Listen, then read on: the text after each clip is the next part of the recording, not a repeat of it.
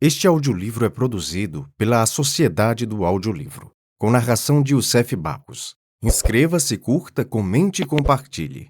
Se esse conteúdo foi útil, considere contribuir com qualquer quantia, para que todos os dias possamos trazer novos conteúdos e contribuir com a promoção da literatura. Uma boa leitura a todos.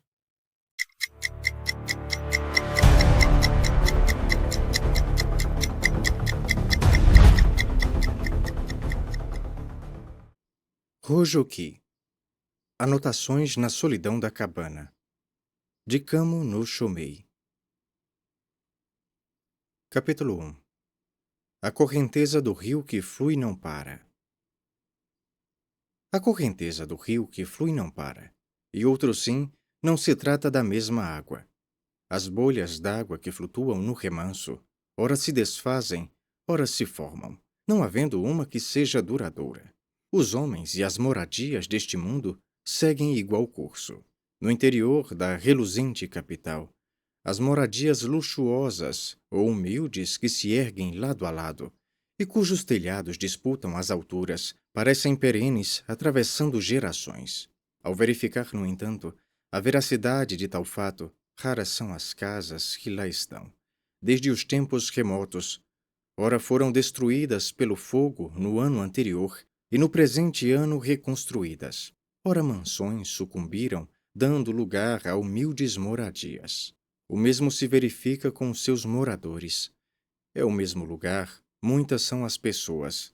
Entre as 20 ou 30, no entanto, conhecidas apenas uma ou duas. A lei da vida que dita a morte ao amanhecer e o nascimento ao entardecer assemelha-se à bolha d'água.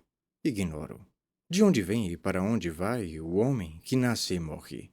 Também ignoro. Para quem construímos a moradia provisória à custa de tanta preocupação e por qual motivo nos alegramos com sua vista? A disputa pela impermanência entre o dono e sua moradia assemelha-se à do orvalho que se forma na hipomeia. Ora o orvalho cai e resta a flor. Resta, porém, somente até o primeiro raiar do sol. Ora murcha a flor e permanece o orvalho. Mesmo assim, este jamais guardará o entardecer. Capítulo 2. Eu, desde que comecei a entender o significado das coisas. Desde que comecei a entender o significado das coisas, vivi mais de 40 primaveras e outonos, período em que me deparei com diversos mistérios deste mundo. Foi, penso eu, no terceiro ano da Era Angen, no dia 28 do quarto mês, numa noite inquietante de fortes ventos, perto da hora do cão. O fogo teve início a sudeste da capital e alcançou a parte noroeste. Acabou atingindo o portal Suzaku, o salão Daikoku, a Escola Superior dos Nobres, o Ministério dos Assuntos Civis, que numa noite transformaram-se em cinzas. Disseram que o fogo teve origem nas proximidades do cruzamento entre as ruas Higuchi e Tomi. Teria começado de uma estalagem provisória de dançarinos. À mercê do vento que soprava sem rumo, o fogo se alastrou em formato de leque. As casas ao longe pareciam estar tomadas pela fumaça e as que se encontravam próximas ao foco do incêndio golfavam violentas labaredas em direção ao solo. As cinzas sopradas pelo vento refletiam, num tom carmesim, o brilho do fogo, tingindo o céu. E as chamas entrecortadas pelo vento se propagavam, sobrevoando 1, 2 quadras adiante. Provavelmente as pessoas que lá se encontravam estavam totalmente aturdidas. Ora tombavam sufocadas pela fumaça, ora desmaiavam e acabavam morrendo em seguida. Outras conseguiam se salvar só com a roupa do corpo, não alcançando levar seus bens e perdendo tesouros preciosos que viraram cinzas. Quão grande não teria sido o prejuízo? Naquela ocasião, 16 residências de altos dignatários foram destruídas pelo fogo. Acerca das demais casas, impossível saber quantas foram. Disse que 1/3 de toda a capital teria sucumbido ao incêndio. Houve dezenas de mortes entre homens e mulheres, e o número de cavalos e bois mortos era incalculável. Dentre os empreendimentos do homem, todos tolos, nenhum é mais inútil que construir casas no interior dessa perigosa capital, gastando fortunas e atormentando-se. Capítulo 3. Então, novamente por volta do mês da flor de Deutzia, do 4º ano da era Jishú. Então, novamente por volta do mês da flor de Deutzia, do 4º ano da era Jishú, na altura do cruzamento entre as avenidas Nakamikado e Kyogoku, formou-se um forte tornado que se alastrou até as proximidades da avenida Rokujo. Enquanto ia varrendo 3, 4 quadras, carregava junto às casas que encontrava pela frente, não restando uma só, grande ou pequena, que não tivesse sofrido danos. Algumas simplesmente desabaram. Havia também outras das quais só restavam as vigas e as colunas. O tornado carregou portões a 4 ou 5 quadras adiante ou derrubou cercas que delimitavam terrenos vizinhos. Desnecessário dizer que todos os bens que estavam no interior das casas foram lançados ao céu, e materiais como cascas de ciprestes ou tábuas utilizadas para cobrir os telhados rodopiavam no céu como folhas secas de inverno sopradas pelo vento. Não se via nada, pois o vento levantava a poeira como se fosse fumaça. O som ensurdecedor do vento impedia que se ouvisse a voz das pessoas. Chegava-se a pensar que nem mesmo aquele vendaval que dizem soprar ao inferno budista teria tal violência. Os prejuízos não foram só materiais, havendo inúmeras pessoas que sofreram acidentes enquanto tentavam consertar suas casas e assim ficaram feridas ou se tornaram deficientes. Aquele vendaval se deslocou na direção sul-sudoeste, causando a lamentação de muitas pessoas. Tornados ocorrem sempre. Mas haveria algum tão violento como aquele? Era algo normal e temia-se que fosse um presságio dos deuses e de Buda. Capítulo 4. Ainda por volta do mês sem água, do mesmo 4º ano da era Jishou. Ainda por volta do mês sem água, do mesmo 4º ano da era Jishou, realizou-se a repentina transferência da capital. Foi um acontecimento totalmente inesperado. De maneira geral, o que se ouvia sobre a capital era que o seu estabelecimento ocorrera na época do imperador Saga, após o que são transcorridos mais de 400 anos. Somente um motivo muito grave explicaria tal mudança, o que justificava a grande apreensão e preocupação das pessoas. Entretanto, os comentários inquietantes não deram em nada, e todos tendo à frente o imperador, bem como os ministros e altos dignatários, transferiram-se para a nova capital. Ninguém que tivesse um cargo público permaneceu na antiga capital. Todos aqueles que almejavam postos ou graus hierárquicos, e que para isso dependiam de seus senhores, esforçavam-se para fazer a imediata transferência. Aqueles que perderam as oportunidades de ascensão e excluídos da sociedade não possuíam qualquer expectativa quanto ao futuro, permaneceram na antiga capital, amargurados. As moradias que disputavam as alturas dos telhados iam se deteriorando a cada dia. As casas eram demolidas e as partes reaproveitáveis flutuavam no rio Yodogawa para serem transportadas, e os terrenos que antes a comportavam se transformavam rapidamente em campo de cultivo. A mentalidade se modificou e as pessoas passaram a valorizar somente o cavalo e a sela. Não havia mais quem utilizasse o boi e a carruagem. Almejavam as terras a sudeste do país.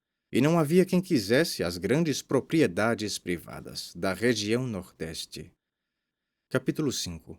Por essa época, devido a compromissos particulares.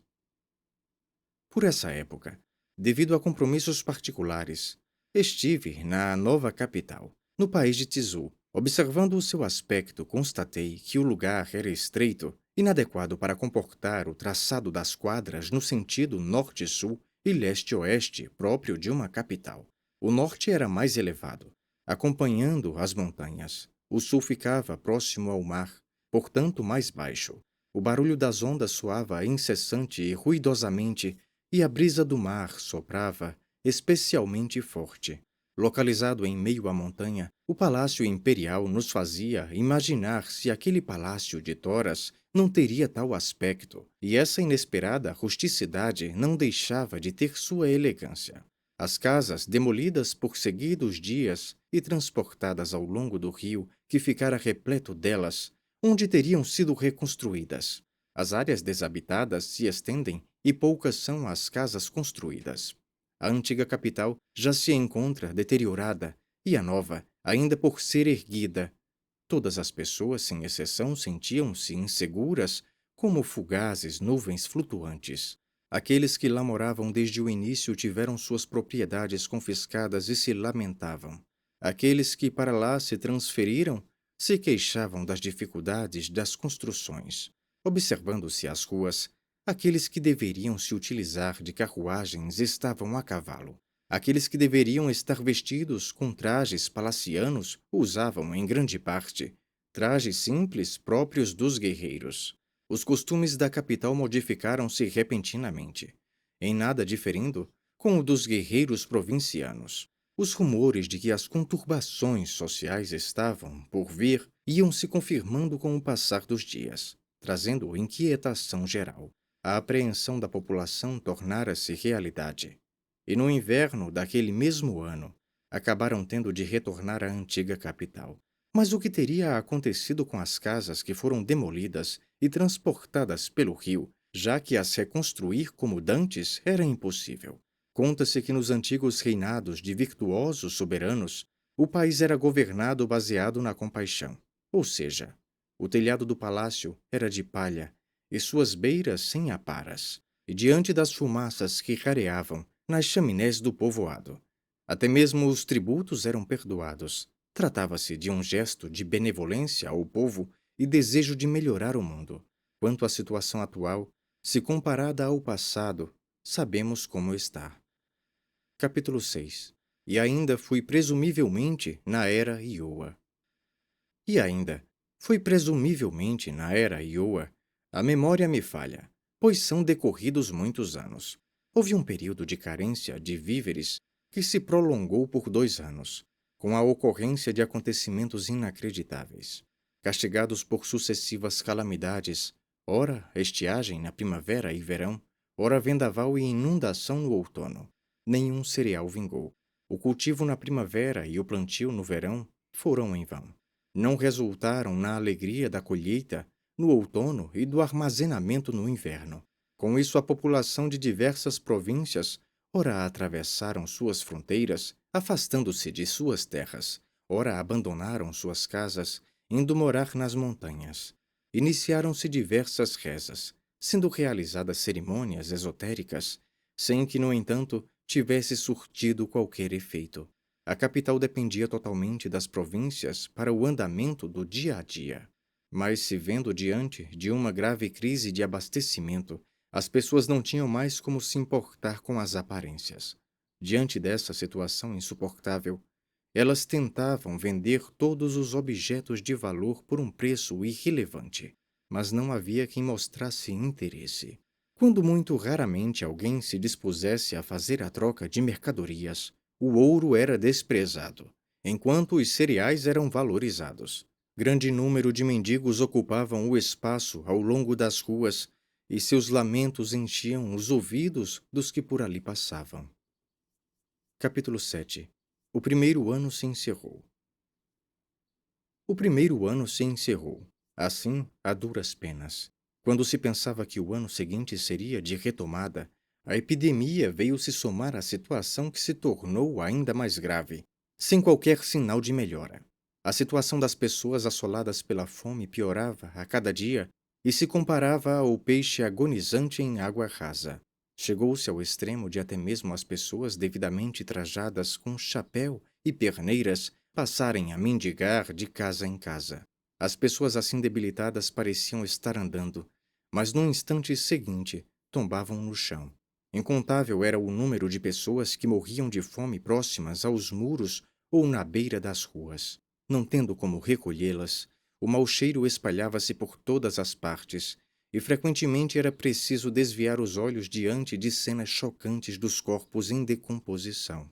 O que dizer, então, de locais como a margem do rio, onde não havia sequer espaço para que cavalos e carruagens pudessem passar? A população humilde, ou os trabalhadores da montanha, estavam totalmente exauridos, causando até mesmo a escassez de lenha, e aqueles que não tinham com quem contar destruíam parte de suas próprias casas e as levavam ao mercado para vender. Disse que o valor conseguido por uma pessoa não dava para o sustento de um dia.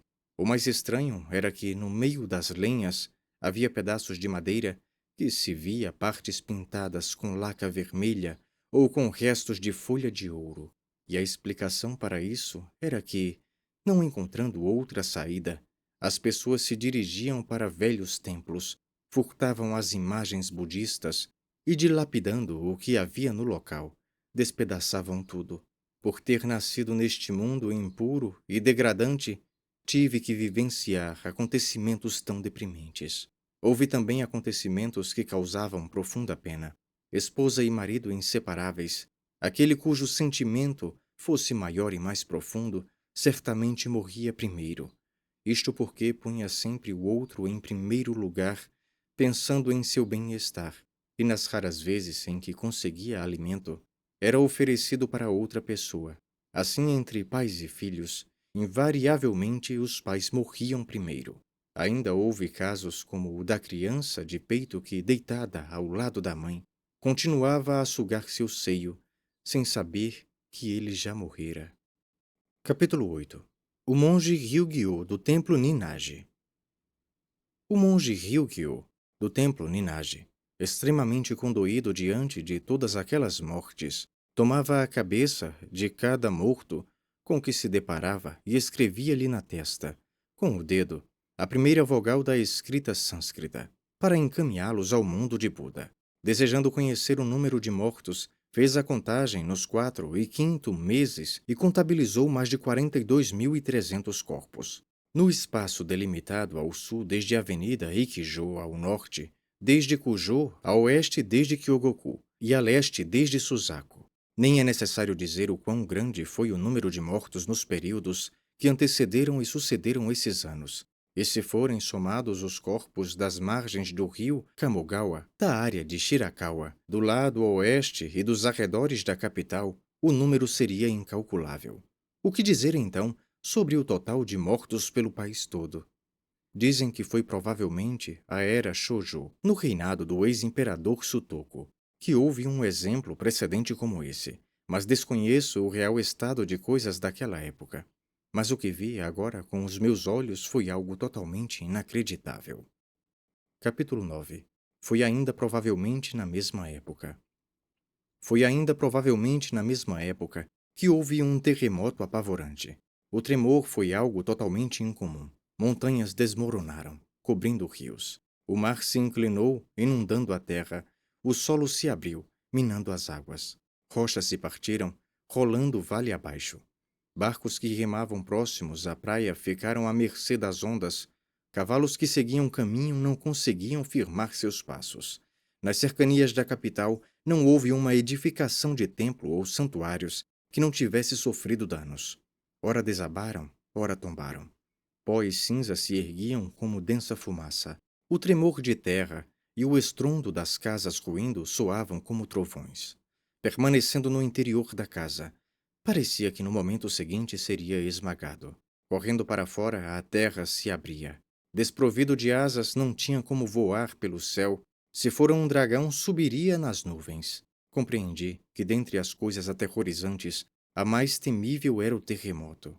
Esse tremor, mais intenso, não durou por muito tempo, mas abalos secundários sucederam-se intermitentes. Por dias consecutivos, tremores, que em situações normais seriam assustadores, aconteciam diariamente de 20 a 30 vezes.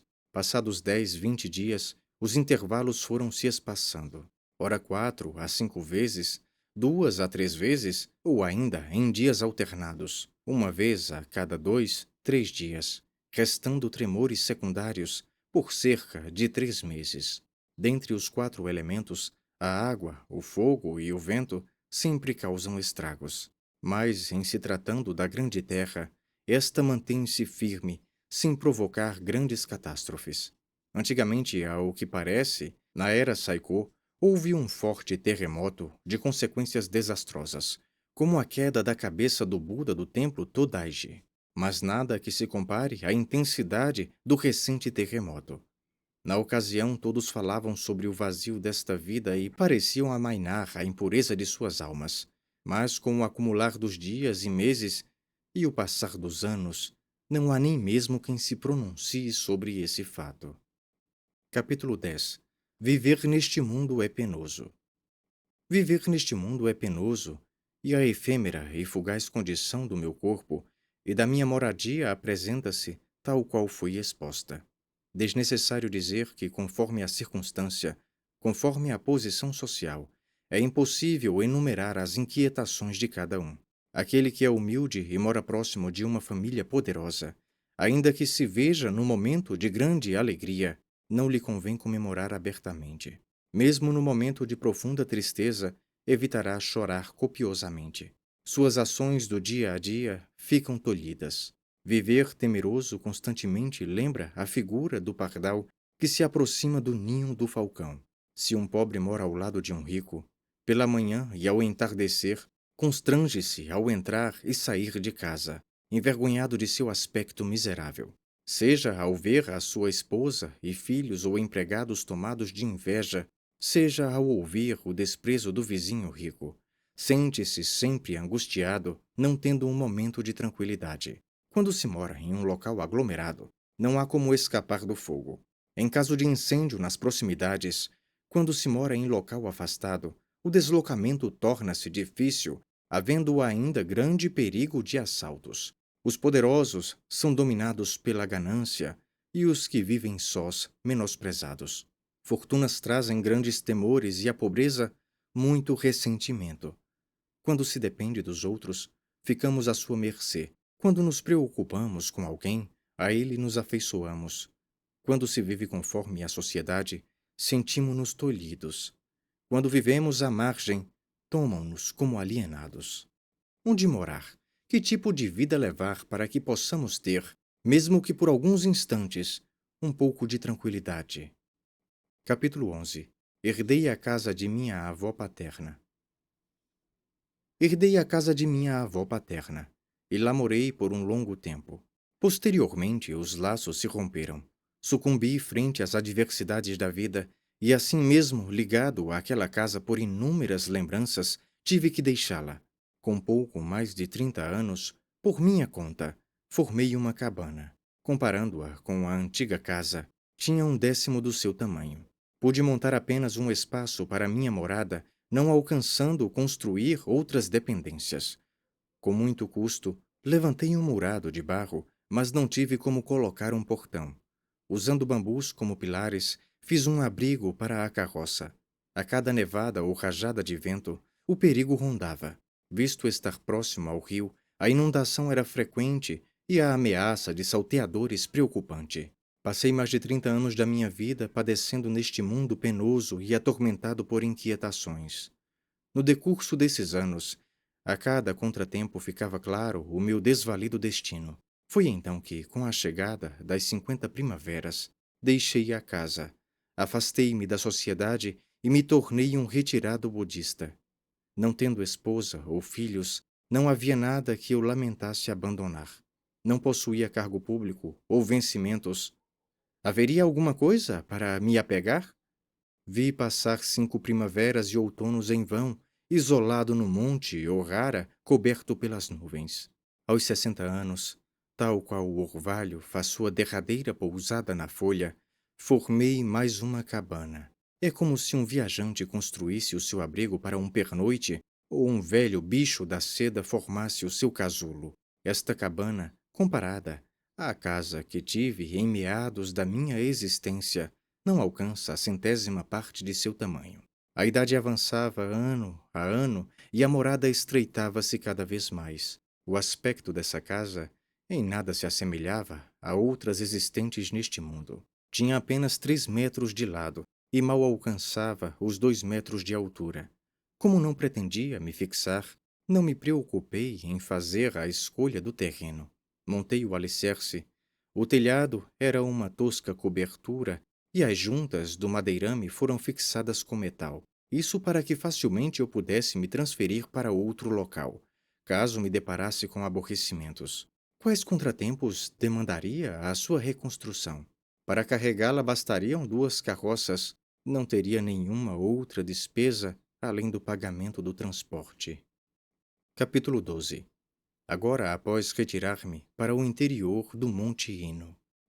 Agora, após retirar-me para o interior do Monte Rino, puxei uma cobertura de cerca de 1 metro a leste, onde faço fogo com gravetos. Ao sul foi colocado um estrado de bambu, e a leste deste, uma prateleira para as oferendas budistas. Mais próximo ao norte, separadas por um anteparo móvel, repousa a imagem de Buda Amida, e pendurada ao seu lado, a imagem de Bodhisattva Fugen, diante das quais está colocado o Sutra do Lótus. No extremo leste, brotos de samambaias secos forram o chão, de modo a servir de leito à noite. A sudeste foi montada uma prateleira suspensa de bambu para acomodar 3 cestos pretos. Estes são usados para guardar excertos de obras relativas à poesia waka, à música ou a escritos budistas como o Joyoshu. Ao lado, encostados na parede, há um koto e uma biwa. O koto é do tipo dobrável e a biwa desmontável. Assim é a aparência da cabana provisória. Com relação ao aspecto do lugar, ao sul possui um conduto de água. Essa água fica depositada num reservatório feito de rochas dispostas verticalmente, sendo próximo à mata. Gravetos não faltam. O local se chama Toyama. Trepadeiras cobrem a trilha. O vale é formado por uma mata densa, mas é aberto a oeste. Providencial, portanto, para realizar a mentalização do paraíso da terra pura. Capítulo 13. Na primavera vê-se o mar de glicínias. Na primavera, vê-se o mar de glicínias. Sua deslumbrante floração a oeste assemelha-se a nuvens violáceas. No verão, ouve-se o canto do cuco. A cada vez que o ouço, busco acordar com ele a promessa de que me servirá de guia pelos caminhos desconhecidos do mundo pós-morte. No outono, o canto da cigarra inunda meus ouvidos. Seu canto soa como um lamento diante deste efêmero mundo. No inverno, aprecio a neve comovido. O seu contínuo processo de acúmulo e de degelo se compara à prática e à reparação das transgressões cometidas pelos homens. Quando pouco inclinado à invocação de Buda e sem inspiração para a leitura dos livros sagrados, permito-me um descanso e folgo por minha conta. Não há ninguém para me impedir, nem ninguém que me faça me sentir envergonhado. O voto do silêncio não é intencional, mas estando só, preservo-me da ofensa causada pela boca. Mesmo não cumprindo necessariamente a obediência aos preceitos budistas, como transgredi-la se não se apresentarem as condições para isso? Nas manhãs em que penso na efemeridade da minha existência, comparada no antigo poema às ondas brancas deixadas pelo rastro do barco ao romper do dia, contemplo as embarcações que aportam ou partem de Okanoya e busco inspirações em seu autor Manzei, compondo versos à sua maneira. Nas tardes em que o vento faz soar as folhas de Katsura, meus pensamentos me levam ao rio Jinyo e o executo o biwa como fazia o mestre Gentotoko. Se me sobra inspiração, executo ao koto e a peça Shufuraku. Harmonizando com o sibilar dos pinheiros e ao som das águas entoo o rio Sen ao biwa. A execução está longe de ser perfeita, mas não visa agradar aos ouvidos de ninguém. Toco só e poeto só, para o meu próprio conforto. Capítulo 14. Há ainda no sopé do monte uma rústica cabana. Há ainda no sopé do monte uma rústica cabana. É onde fica o guarda florestal do lugar. Ali mora um menino. Às vezes vem me visitar. Quando me vejo entediado, saio a caminhar, tendo-o como companhia. Ele tem 10 anos, e eu cá, os meus 60. A diferença de idade é enorme, mas os deleites são os mesmos. Por vezes, arrancamos espigas de capim-sangue, colhemos arandos vermelhos, catamos propágulos do inhame da montanha, ou apanhamos salsa. Às vezes descemos para o arrozal no sopé da montanha e juntamos as espigas caídas e as colocamos para secar. Nos dias ensolarados subo, a custo, até o cume do monte, e avistando ao longe o céu da minha terra natal, Vislumbro o Monte Koratayama, a Vila Fushimi, Toba e Hatsukashi. Os locais de bela paisagem não têm dono, o que me possibilita apreciá-los sem parcimônia. Quando a caminhada não se faz penosa e há disposição para vencer uma longa distância, sigo a cumeada. Transponho o Monte Sumiyama, ultrapasso o Monte Caçadori, e ora visito o Templo Iwama, ora vou orar em Ishiyama. Faço ainda uma visita às ruínas ligadas ao velho Semimaru, ou abrindo caminho pelo campo de Awazu, visito o túmulo de Sarumaru Dayu, atravessando o rio Tanakamigawa. No caminho de volta, conforme a estação aprecio as cerejeiras, busco o colorido das folhas de outono, apanho brotos de samambaia ou colho frutos que ofereço a Buda ou levo como lembrança a ser consumida em casa. Nas noites silenciosas, contemplo o luar da janela, recordo-me dos velhos amigos, e ao ouvir o grito dos símios, lágrimas umedecem minhas mangas. Os pirilampos do matagal lembram as fogueiras dos pescadores da ilha de Makishima, e a chuva da madrugada soa como a ventania que sopra as folhas das árvores.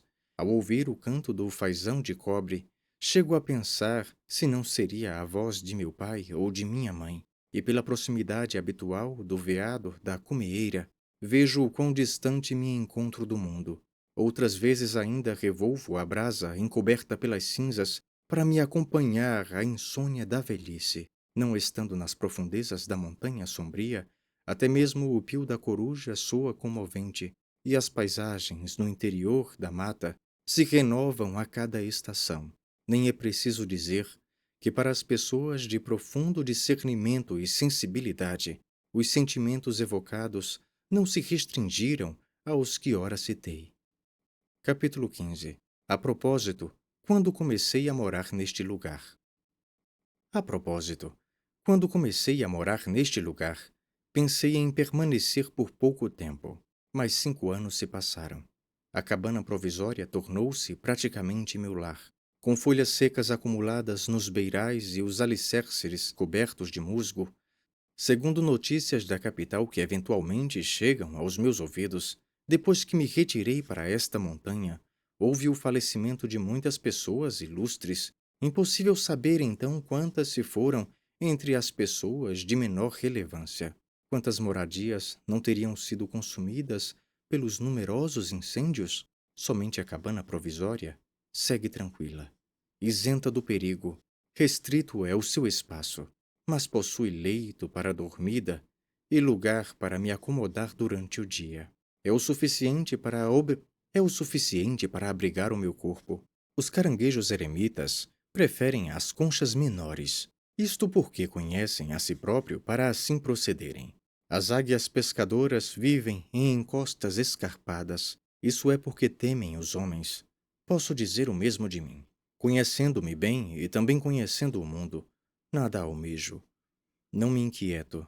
Desejo somente a tranquilidade e o prazer que busco, e o prazer que busco é o de não ter preocupações. De qualquer modo, ao construírem suas moradias, as pessoas não o fazem pensando necessariamente em si. Uns constroem para a esposa, os filhos e os familiares. Outros constroem para as pessoas chegadas ou para seus amigos. Por vezes, podem construir para o senhor a quem servem, para o mestre, ou até mesmo para guardar seus bens ou abrigar o boi e o cavalo. Eu montei a cabana pensando em mim, não a construí para os outros. A razão disso é que, na atual situação social e pessoal, não tenho ninguém com quem morar, nem empregados com quem contar. Mesmo que eu a construísse ampla, para quem ofereceria pernoite ou com quem a compartilharia? Capítulo 16. Em princípio, quando se trata de amigos. Em princípio, quando se trata de amigos, valoriza-se os abastados e se dá maior importância àqueles que se mostram amigáveis. Nem sempre se preza mais aqueles que são bondosos ou honestos. Nada melhor, então, do que ter como amigas as músicas e as belezas da natureza. Os criados priorizam os senhores que oferecem recompensas generosas e maiores privilégios. Não buscam absolutamente receber cuidados e consideração ou ter uma vida tranquila. O melhor é, pois, fazer do seu próprio corpo o seu criado. Fazer do corpo o seu criado significa mexer o próprio corpo quando tiver algo para fazer. Pode ser cansativo, mas é melhor do que empregar alguém e se responsabilizar por ele. Se tiver que sair, anda-se com as próprias pernas. Pode ser penoso, mas não é preciso se aborrecer com o cavalo e a sela ou o boi e a carruagem. Agora, dividi meu corpo e o uso para duas coisas. As mãos são minhas criadas e minhas pernas o meio de locomoção, e elas me atendem a contento. Como minha mente conhece o sofrimento do corpo, poupo nos momentos difíceis e o utilizo quando bem disposto. Mesmo utilizando-o, não cometo excessos. Ainda que indisposto, não me inquieto.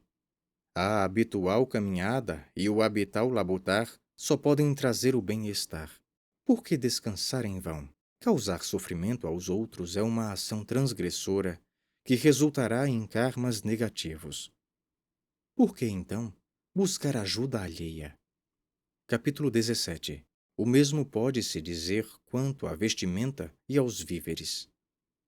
O mesmo pode dizer-se quanto à vestimenta e aos víveres. Com vestes tecidas com fibra vegetal ou roupas de dormida de cânhamo, cubro meu corpo com aquilo que está ao meu alcance, e me alimento de folhas tenras do áster, brotados no campo ou de frutos colhidos no cume da montanha em quantidade suficiente apenas para a sobrevivência.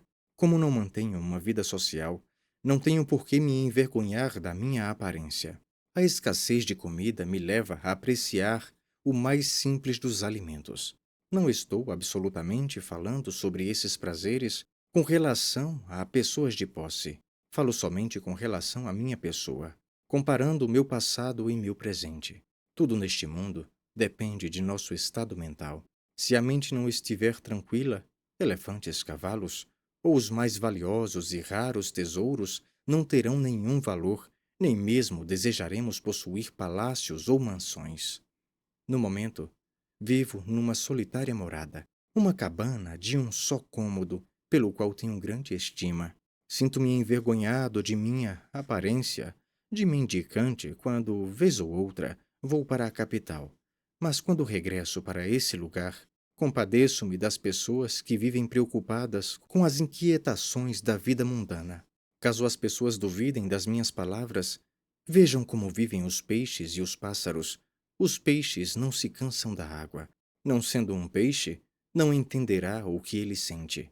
Os pássaros buscam a mata. Não sendo um pássaro, não entenderá o que ele sente.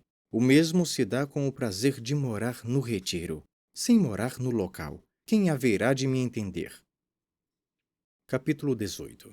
Pois bem, minha existência está perto do fim. Pois bem, minha existência está perto do fim, tal qual a lua que se inclina, aproximando-se da linha da cumeada. Logo mais partirei em direção aos três caminhos das trevas, baseado em que estarei eu a me queixar.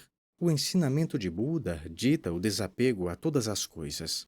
A presente afeição pela cabana é também uma transgressão. Mesmo o apego à existência tranquila constitui um obstáculo à obtenção da salvação. Por que despender tão precioso tempo a falar sobre inúteis prazeres? Numa silenciosa madrugada, pus-me a pensar sobre esta verdade e me perguntei: se me afastei do mundo e me embrenhei nas montanhas, foi para purificar a minha alma e buscar o caminho de Buda. Entretanto, tenho a aparência de um religioso, mas o meu coração está maculado. Pela morada, busco seguir os vestígios de Vimalakirti. Mas o que aqui alcancei sequer se compara às ações de Kudapantaka. Seria isso decorrente de minha desprezível existência anterior? Ou ainda, teria eu perdido a capacidade de discernimento levado pelos sentimentos impuros? Quando assim me perguntei, o coração nada me respondeu. Valendo-me da língua, limitei-me a evocar o nome de Buda Amida por 2 ou 3 vezes. Datado do ano 2 da era Kenryaku, nos últimos dias do terceiro mês, o monge retirado Rein registrou o presente, na cabana de Toyama. Fim. Texto traduzido por Giovanni Rodrigues da Silva.